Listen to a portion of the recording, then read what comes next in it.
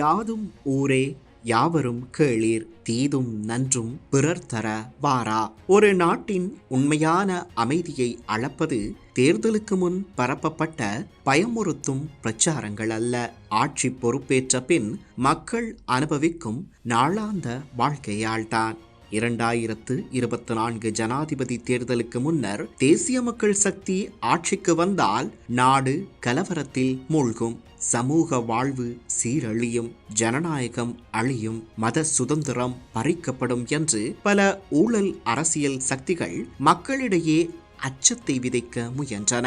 ஆனால் இன்று மக்களே அந்த கதைகளுக்கும் நிஜ வாழ்க்கைக்கும் இடையிலான வித்தியாசத்தை தெளிவாக கண்டு கொண்டிருக்கிறார்கள். இன்று மிகுந்த சிரமத்தை எதிர்கொள்வது சாதாரண மக்கள் அல்ல, பல ஆண்டுகளாக அதிகாரத்தை பயன்படுத்தி சட்டத்திற்கு மேலே வாழ்ந்ததாக எண்ணிய ஊழல்வாதிகளும் குற்றச்செயல்களுடன் தொடர்புடையவர்களும் தான். சட்டம் தங்கள் வாசலை தட்டத் தொடங்கியவுடன் ஜனநாயகம் ஆபத்தில் உள்ளது, அரசியல் பழிவாங்கல் நடக்கிறது என்ற முழக்கங்கள் மீண்டும் ஒலிக்கின்றன. ஆனால் இந்த நாடகத்தை மக்கள் இனி எளிதில் நம்ப தயாராக இல்லை.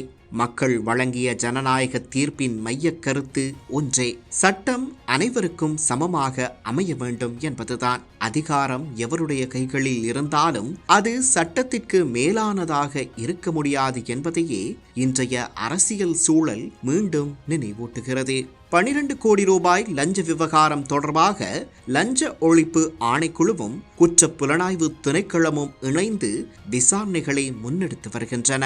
இந்த லஞ்ச விவகாரம் தொடர்பாக முன்னாள் நீதி அமைச்சர் கலாநிதி விஜயதாச ராஜபக்ஷவின் மகன் ரகித ராஜபக்ஷ, ஐக்கிய மக்கள் சக்தியின் ஹொரண முன்னாள் தொகுதி அமைப்பாளர் சரித் அபேசிங்க உள்ளிட்ட 3 கைது செய்யப்பட்டு விளக்கமறியலில் வைக்கப்பட்டுள்ளனர். அதேவேளை இன்னும் பல அமைச்சர்களின் திருகு தாளங்களுக்கு துணை போன அவரது வாரிசுகள் பற்றி விசாரணைகளும் தடையின்றியும் விரைவாகவும் நடைபெறுகின்றன என்று அறிவிக்கப்பட்டுள்ளது. இதனால் அதிகமாக பதற்றமடைவது யார்? சட்டத்தின் முன் பதில் சொல்ல வேண்டியவர்களே. பல ஆண்டுகளாக கணக்கு கேட்கப்படாதவர்கள் இன்று கணக்கு கேட்கப்படும் போது அதையே ஜனநாயகத்திற்கு எதிரான செயல் என்று சித்தரிக்க முயல்வது மக்களின் அறிவை அவமதிப்பதாகும். வவுனியாவில் நடைபெற்ற திடீர் ஜனநாயக காவலன்களின் வேஷமும் கோஷங்களும் அதன் வழி வந்தவையே.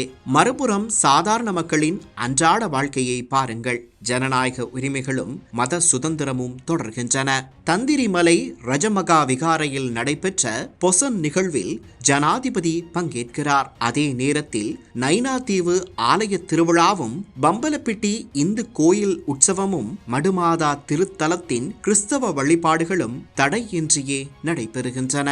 அதே காலப்பகுதியில் முஸ்லிம் மக்கள் ஹஜ் மற்றும் குர்பானி கடமைகளை தங்களது மத நம்பிக்கைகளுக்கு ஏற்ப அமைதியாக வெசாக் வாரக்கால பகுதியில் எந்த பிரச்சனைகளும் இன்றி நிறைவேற்றினர். இதுவே இலங்கையின் உண்மையான முகம். பல மதங்கள், பல பண்பாடுகள், ஆனால் ஒரே தேசம். குற்றவாளிகளுக்கும் ஊழல்வாதிகளுக்கும் இந்த காலம் நிச்சயமாக கடினமானதாக இருக்கலாம். ஆனால் நேர்மையாக வாழும் குடிமகனுக்கு இது பயப்பட வேண்டிய காலமல்ல.